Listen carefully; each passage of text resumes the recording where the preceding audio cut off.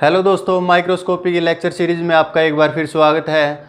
Last lecture में हमने पढ़ा था हमारी मैग्नीफिकेशन क्या होती है, रिजोल्विंग पावर क्या होती है, लिमिट ऑफ रिजोल्यूशन क्या होती है, मैग्नीफिकेशन का क्या मतलब है और रिजोल्विंग पावर का क्या मतलब है। ये हमने पिछले प्रीवियस लेक्चर है जो हमारा उसमें देखा था और उससे रिलेटेड जो भी हमारे प्रीवियस ईयर में क्वेश्चन आए हुए थे वो भी हमने सोल्व किए थे। तो आज हम इस सीरीज़ में स्टार्ट करें हमारा जो लाइट माइक्रोस्कोपी के डिफरेंट टाइप, जैसे हमने फर्स्ट लेक्चर में बात की थी उसके डिफरेंट टाइप होते हैं।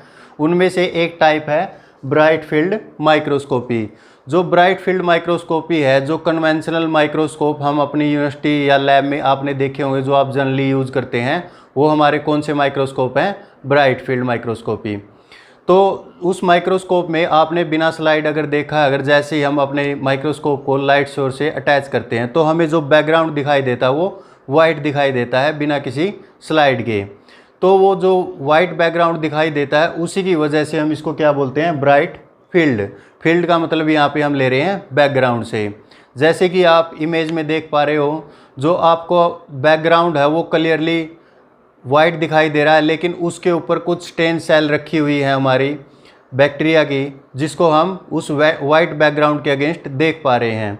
तो जनरली जो हमारी लाइव सेल होती हैं वो क्या होती हैं? ट्रांसपेरेंट। तो ट्रांसपेरेंट सेल को हम इसमें ईजिली नहीं देख पाते क्योंकि जो हमारा बैकग्राउंड है वो भी वाइट है। अगर इसके ऊपर हम अपना कोई भी ट्रांसपेरेंट स्पेसिमेन रखेंगे तो कोई कंट्रास्ट प्रोड्यूस नहीं होगा। अगर कंट्रास्ट प्रोड्यूस नहीं होगा तो हमारी इमेज अच्छे से हम देख नहीं पाएंगे।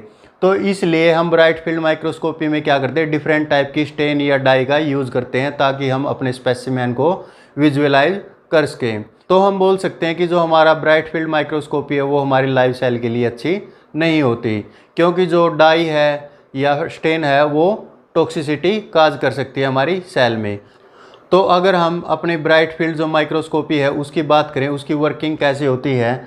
जैसे ये हमारा कोई भी लाइट सोर्स है, इस लाइट सोर्स से लाइट गई हमारे कंडेंसर लेंस के पास।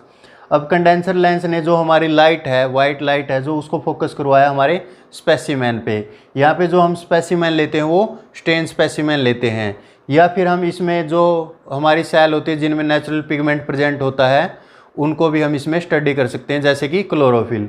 तो हमारे स्पेसिमेन पे जैसे ही ये लाइट पड़ेगी तो यहाँ से जो हमारा स्पेसिमेन है कुछ लाइट एब्जॉर्ब करेगा और फिर वही लाइट कलेक्ट कौन करेगा? हमारा ऑब्जेक्टिव लेंस। अब हमने पढ़ा है कि जो हमारी यहाँ पे लाइट कलेक्ट करने की जो कैपेसिटी होती है ऑब्जेक्टिव लेंस की, वो किस पे डिपेंड करती है? हमारे न्यूमेरिकल अपर्चर पे। न्यूमेरिकल अपर्चर हमने पढ़ा था म्यू इंटू साइन अल्फ़ा, या फिर हम बोल सकते हैं थीटा। तो जितना बड़ा हमारा ये न्यूमेरिकल अपर्चर होगा उतनी ज़्यादा लाइट यहाँ से हमारा जो ऑब्जेक्टिव लेंस है वो कलेक्ट करेगा। तो फिर वो फर्दर हमारी आईपीस के पास जाएगी। आईपीस इस इमेज को फर्दर मैग्नीफाई करेगा और हम इसकी जो इमेज है वो ईजिली देख सकते हैं। अगर हम इसकी एप्लीकेशन की बात करें, हमने पहले ही हम पढ़ चुके हैं कि ये हमारी जो लाइव सेल के लिए अच्छा नहीं होता, क्योंकि जो हमारी लाइव सेल होती है मोस्टली वो ट्रांसपेरेंट होती है, एक्सेप्ट सम पिगमेंटेड सेल, उसमें कुछ भी हो सकता है जैसे क्लोरोफिल, या फिर हम डिफरेंट जो फ्लावर के कलर देखते हैं उनमें डिफरेंट टाइप के जो पिगमेंट है वो प्रेजेंट होते हैं, उनको हम इजीली देख सकते हैं क्योंकि हमारा वाइट बैकग्राउंड के अगेंस्ट जो कंट्रास्ट है वो अच्छा होगा in the case of pigmented cell.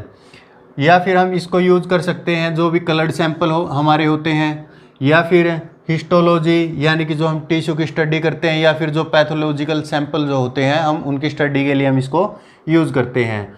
जो इसकी लिमिट ऑफ रिजोल्यूशन होती है 0.2 माइक्रोमीटर होती है और इस रेंज में ऑलमोस्ट हमारे सभी बैक्टीरिया में जो वो कवर हो जाते हैं, यानी कि हम सभी बैक्टीरिया को इसकी हेल्प से देख सकते हैं। छोटे से छोटा बैक्टीरियम भी इस रेंज में आ जाता है, लेकिन जो वायरस है हमारे वो इस रेंज में नहीं पड़ते। इसलिए हम जो वायरस की स्टडी है, मोस्टली वायरस की हम बात करें, मोस्टली वायरस हम इसकी हेल्प से नहीं देख सकते। या फिर हम जो थिन सेक्शन हम क्रिएट करते हैं हमारी ऑर्गेनली की, हम उसकी स्टडी के लिए भी हम इसको यूज़ कर सकते हैं। या फिर हम अपने ब्लड की स्टडी के लिए हम ब्राइट फील्ड माइक्रोस्कोपी को यूज़ कर सकते हैं। तो जैसे हमने देखा कि लाइव सेल के लिए अच्छा नहीं है, तो उसके लिए एक डिफरेंट माइक्रोस्कोपी का यूज़ किया गया जिसे हम बोलते हैं डार्क फील्ड माइक्रोस्कोपी। उसको हम अभी देखते हैं क्या है। तो हमारा लाइट माइक्रोस्कोपी का जो नेक्स्ट टॉपिक है वो है हमारा डार्क फील्ड माइक्रोस्कोप। तो डार्क फील्ड जैसे नाम से ही पता चल रहा है कि हमारा जो बैकग्राउंड होगा इसमें डार्क होगा। जैसे हमने ब्राइट फील्ड माइक्रोस्कोपी में देखा, जो हमारा बैकग्राउंड होता है वो वाइट होता है, और जो हमारे लिविंग जो स्पेसिमेन होते हैं मोस्टली वो क्या होते हैं, ट्रांसपेरेंट। तो जो हमारा जैसे कि ये वाइट बैकग्राउंड है, अगर इसके अगेंस्ट हम वाइट कोई चीज़ देखेंगे तो हमें वो क्लियरली दिखाई नहीं देगी, क्योंकि इसमें कंट्रास्ट की अमाउंट है वो बहुत कम है। तो इसलिए साइंटिस्ट ने इसमें जो ब्राइट फील्ड माइक्रोस्कोपी है उसमें कुछ मॉडिफिकेशन किए, और उस मॉडिफिकेशन में उन्होंने क्या किया, कुछ इस प्रकार से हमारे जो माइक्रोस्कोप में जो लाइटनिंग आ रही है उसको इस प्रकार से मैनेज किया गया कि अगर स्पेसिमेन रखा हुआ है तो वो केवल स्पेसिमेन से जो लाइट ओरिजिनेट होंगी उन्हीं को हमारा ऑब्जेक्टिव लेंस है जो वो कलेक्ट करेगा, बाकी की जो लाइट है उनको रिफ्लेक्ट कर देगा, साइड में वो रिफ्लेक्ट हो जाएगी और उनका कोई यूज़ हमारे माइक्रोस्कोप में नहीं होगा। तो वो किया कैसे, उसके लिए एक चीज़ यूज़ की गई, उसे हम बोलते हैं एन्युलर स्टॉप। तो ये एक प्रकार से एक रिंग होती है जो जिसमें कुछ पोर्शन होता है, जो साइड का पोर्शन होता है वो होता है ट्रांसपेरेंट, लेकिन जो उसका सेंटर का है, जो सेंट्रल डिस्क इसकी ये होती है ओपेक, ताकि इसमें जो हमारी लाइट है वो पास ना हो सके। तो इससे क्या होता है, जैसे यहाँ हमारा कोई लाइट सोर्स है, इस लाइट सोर्स से लाइट गई तो जो लाइट है केवल ट्रांसपेरेंट पार्ट जो इस डिस्क का होता है, या हम इसे बोलते हैं डार्क फील्ड डिस्क, जो इसका ट्रांसपेरेंट पोर्शन होता है उससे ही लाइट पास होगी, और वो हमारी कहाँ पे जाएगी, कंडेंसर लेंस के पास। अब कंडेंसर लेंस से जो भी लाइट हमारी स्पेसिमेन को टच करेगी या हमारे स्पेसिमेन से ट्रांसमिट करेगी, केवल उन्हीं लाइट को कलेक्ट करेगा हमारा ऑब्जेक्टिव लेंस। तो वही लाइट, केवल स्पेसिमेन से जाने वाली लाइट ही हमारे आईपीस के पास पहुंचेगी, जो फर्दर इसको मैग्नीफाई करेगा। लेकिन जो अदर लाइट हैं जो हमारे स्पेसिमेन से नहीं टकराई हैं, वो लाइट हमारी साइड में स्कैटर्ड हो जाएंगी, यानी कि हमारा जो ऑब्जेक्टिव लेंस है उन लाइट को रिसीव ही नहीं करेगा। तो उससे क्या होगा, केवल और केवल जो हमारे स्पेसिमेन से जाने वाली लाइट है उन्हीं को हमारा ऑब्जेक्टिव लेंस है कलेक्ट कर रहा है। तो इससे क्या होता है कि जो हमारा बैकग्राउंड है इसकी जो लाइटनिंग है वो इस प्रकार से इस एंगल पे मैनेज की जाती है। अगर विदाउट स्पेसिमेन अगर हम अपने माइक्रोस्कोप में देखें तो वहाँ पे कोई लाइट की प्रेजेंस हमें नहीं मिलेगी। तो जो हमारा बैकग्राउंड फील्ड है वो हमें कैसा दिखाई देगा, डार्क दिखाई देगा। जैसे कि आप इमेज में देख पा रहे होंगे कि जो हमारी फर्स्ट इमेज है उसमें हमने क्रिस्टल वायलेट है जो स्टेन का यूज़ किया है। वो स्टेन का यूज़ हमने क्यों किया, क्योंकि जो हमारा बैकग्राउंड है वो वाइट है और उसमें कंट्रास्ट प्रोड्यूस करने के लिए हमने स्टेन का यूज़ किया। लेकिन जो हमारी डार्क फील्ड माइक्रोस्कोपी है उसमें हमें कोई भी स्टेनिंग यूज़ करने की ज़रूरत नहीं है, क्योंकि जो हमारा बैकग्राउंड है वो डार्क है और उस डार्क बैकग्राउंड के अगेंस्ट हम जो हमारा स्पेसिमेन है, जो ट्रांसपेरेंट स्पेसिमेन, हम उसको ईजिली देख सकते हैं, क्योंकि यहाँ पे कंट्रास्ट ऑलरेडी प्रोड्यूस माइक्रोस्कोपी के द्वारा कर दिया गया है। इसलिए हम इसका यूज़ करते हैं बिसाइड ब्राइट फील्ड माइक्रोस्कोपी। तो ये हमारे इस माइक्रोस्कोप का यूज़ है, हमें इसमें किसी प्रकार की स्टेनिंग की ज़रूरत नहीं होगी। तो इसकी अगर हम एप्लीकेशन की बात करें, जो हमारी ब्राइट फील्ड माइक्रोस्कोपी है उसकी एप्लीकेशन क्या है, जो कोई भी बायोलॉजिकल फ्लूइड है किसी भी प्लांट या एनिमल का, हम उसकी स्टडी कर सकते हैं, या कोई भी सेल कल्चर है, किसी भी सेल का हमने कल्चर किया हुआ हम उसकी स्टडी इसमें कर सकते हैं। माइक्रो ऑर्गेनिज्म को तो हम देखते ही हैं माइक्रोस्कोप के अंदर।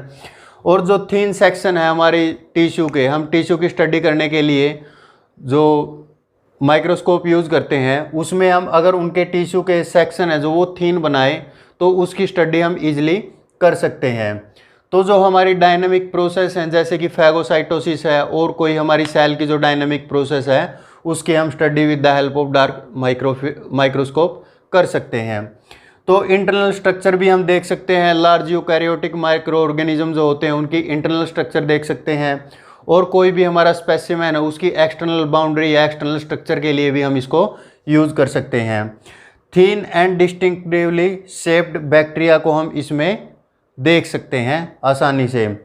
एक हमारा एग्जाम्पल है ट्रैपोनिमा पैलिडियम, जैसे कि आप इमेज में देख पा रहे होगे ईजिली। जो हमारा पैलिडियम है ये क्या काज करता है, साइफिलिस एक जो डिजीज़ होती है उसको ये काज करता है।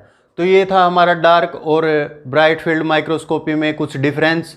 मेन डिफरेंस यही है कि उसमें हमें स्टेनिंग की ज़रूरत पड़ती है ब्राइट फील्ड माइक्रोस्कोपी में, जिससे क्या होता है कि कुछ डाई या स्टेन हमारी जो सेल के लिए टॉक्सिक हो सकती हैं, इसलिए हम लिविंग सेल को एनालाइज करने में अनेबल होते हैं। लेकिन इसमें हम आसानी से हमारी जो लिविंग सेल है उसको हम ऑब्जर्व कर सकते हैं अगेंस्ट डार्क बैकग्राउंड। तो ये था हमारा आज का topic, bright field and dark field microscopy.